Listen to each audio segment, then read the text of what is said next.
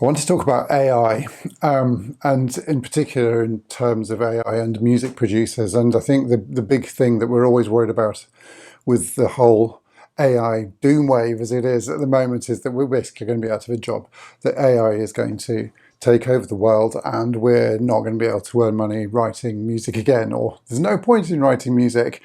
I really struggled with this whole concept, I have to say, 18 months, a year or so ago, when I was doing a lot of research and a lot of reading and a lot of listening to YouTube YouTube videos about AI. And I actually got really angry about it, hence the title of this video, which is a pain in the AI arse, a pain in the proverbial. And I think my first thinking, as I'm sure it was for loads and loads of people, is, well, okay, for me, it was, well, I've been doing what I'm doing, writing music for 4 or 5 years or so. I'm literally just starting to see things really start to happen in terms of earnings and getting my music out there and hearing it on TV and stuff. And oh, isn't it just so typical that this thing comes along, this massive thing that's just going to totally ruin this, take away what I've earned, take away what I deserve. It took me a long time to get over that, and I'm sure it's a fairly common sort of feeling. And I went back to sort of thinking, and this has been said by loads and loads of people, but it really is a thing. I think that me joining the production music, in my case, roundabout or production music journey, I only joined it sort of, somewhere through its progress. It started off right the way back here, music and music composition, and it survived records and gramophones, and it survived DAWs, and then we went through sampling, and now it's AI. And the music industry is an ever-changing, ever-developing thing, not always for the better. Streaming was a massive thing, not particularly for composers, but more for songwriters, I think. But we survive, we go on, and we morph, and we change. And I think as human beings, we are incredibly adaptable. That's what makes us so successful, and we do adapt. And I think I'd thought that, okay, I was just going to start writing my music, and I would write it for the next 15 years until I retire, and that'd be it. And there we go, don't have to think about it. I found what I'm going to do, magic. There's no threat. It's working. This is what's going to happen. And I was really, really angry that AI was threatening to take that away from me. This video is going to be about how to keep positive and overcome negative feelings and just sort of get through the whole AI doom wave, and to still feel creative and to start to feel that it's not the end of the world. The answer to, is it going to take our jobs, is that, well, I don't know. The answer to that is, more importantly, nobody knows at the moment.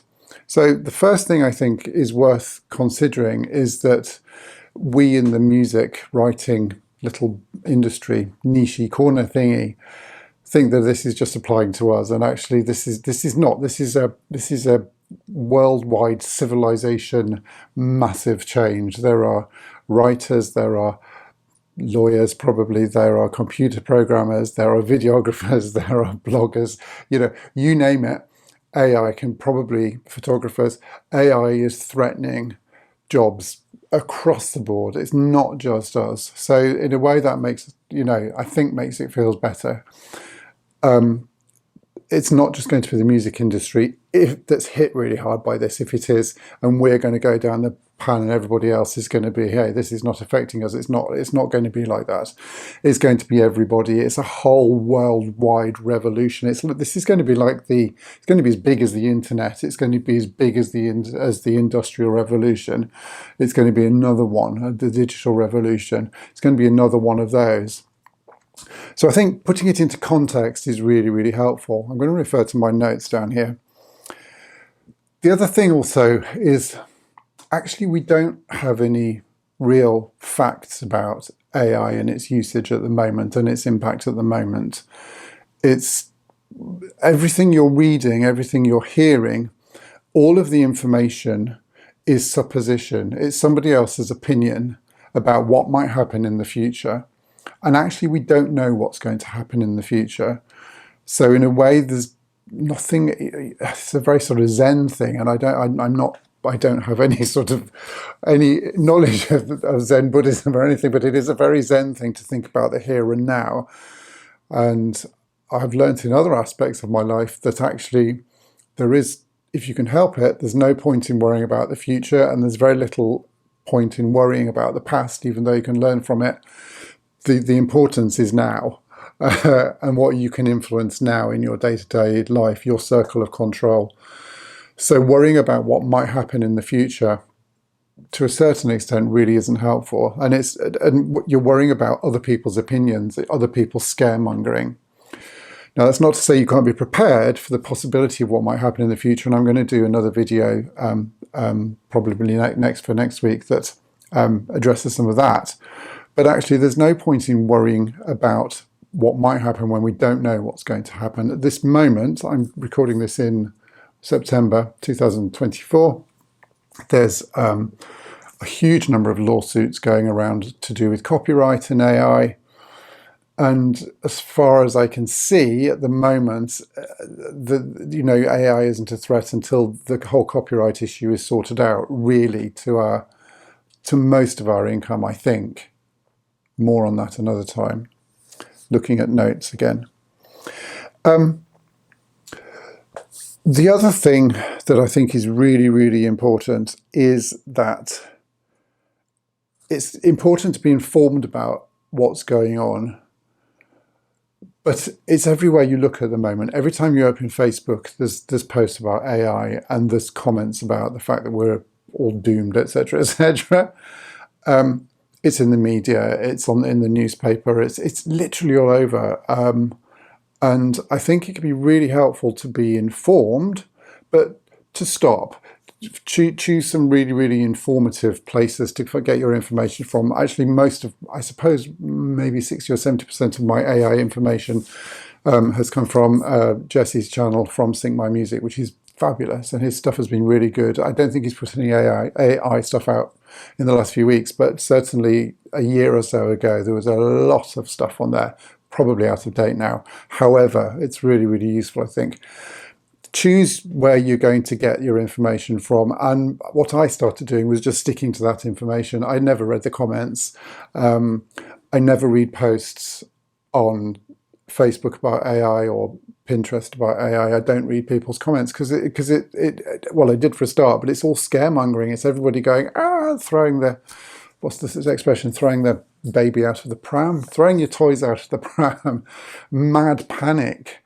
And at the moment, there isn't essentially a need to panic yet because we don't know what we're panicking about.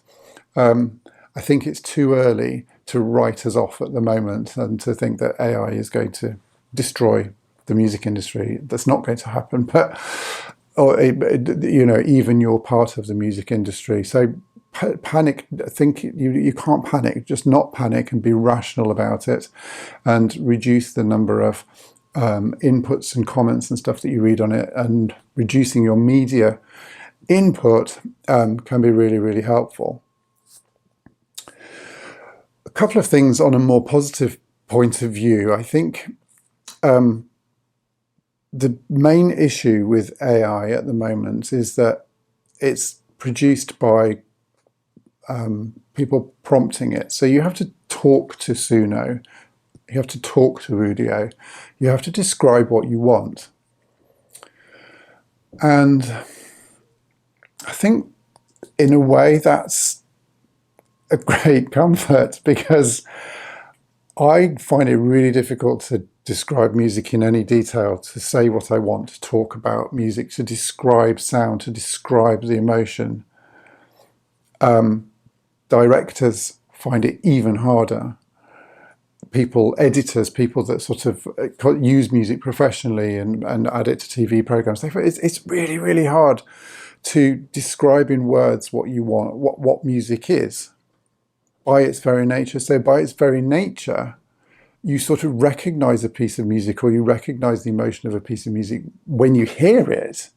It's difficult, really difficult, if not impossible, to sort of reverse engineer that and start off with the subtlety of describing exactly in nuanced detail how you want a piece of music to make you feel, to subconsciously make you feel, to subliminally message. If you could talk about that, then maybe music wouldn't have to exist. But music does exist because it's a plane of expression that is beyond words. It's beyond verbalization. And I think hanging on to that thought is really, really important. Suno, Udio, whatever they're called, or whoever it is in the future, as far as I understand it, will only exist by people prompting and saying, this is what I want. And that is bound by the limits of vocabulary, limits of our expression and imagination. So that doesn't worry me to a certain extent. The other thing is that I said at the beginning, well, this is going to make us, I can't just sit and just write music now. I need to fight AI. And after a few months, that's actually become a really positive thing. It's pushing me to expand. It's pushing me to improve. It's pushing me to go places that I know a computer can't go. For example, the other important thing is that this is called artificial intelligence. It's not artificial emotion. I don't know whether that will appear in the future, but this is not the issue at the moment. Music is about emotion, and a computer can't do that. Only we can do that. So pushing myself to, sort of build emotion into my music, and also pushing myself to make human connections with the people who are using my music, the people who are publishing my music, and all of those things. A computer can't do that. I'm going to talk more about how to sort of I suppose AI proof yourself a little bit as a composer in the next video, but that's to sort of touch on a positive thing, I think, as well. The other thing, if it gets really, really bad, AI, it can't stop you writing music. I mean, it's not going to wipe out music. All music will not be AI music in the future. There's nothing to stop you as a composer writing music, even if it becomes incredibly difficult to earn money writing music or to earn a living writing music. This isn't going to stop us creating and writing music. And actually, I don't know about you, but most of us, I think probably most of us, we're not in this for the money. It's nice to get paid, and of course we want to be paid properly, but there are much easier and quicker ways of earning a living. We're in this because of a deep, deep, deep love of creating, a deep love of the emotional impact that we can create through music. And we can do that whether AI is here or not. That's intrinsic to most composers' being. I think we have to do that, and AI can't take that away. I hope that's been of some use. I'd really, really, really like to hear in the comments, if you're still with me now, what you think on this. What are you doing to keep sane in this AI sort of wave of doom that we're all going to sink like a sinking battleship? What are your tactics to keep a positive frame of mind? And do you really think that in 5 years' time we won't be sitting here writing music and getting paid for it? I don't actually think so personally, but do you think so? And why? Thanks ever so much for watching. I will put a link to the next video when it goes up in this series somewhere. I can't ever work out where to do it. There'll also be a subscribe thing somewhere if you like to listen to my pontification, and I hope to see you in another video. Thanks then. Bye bye.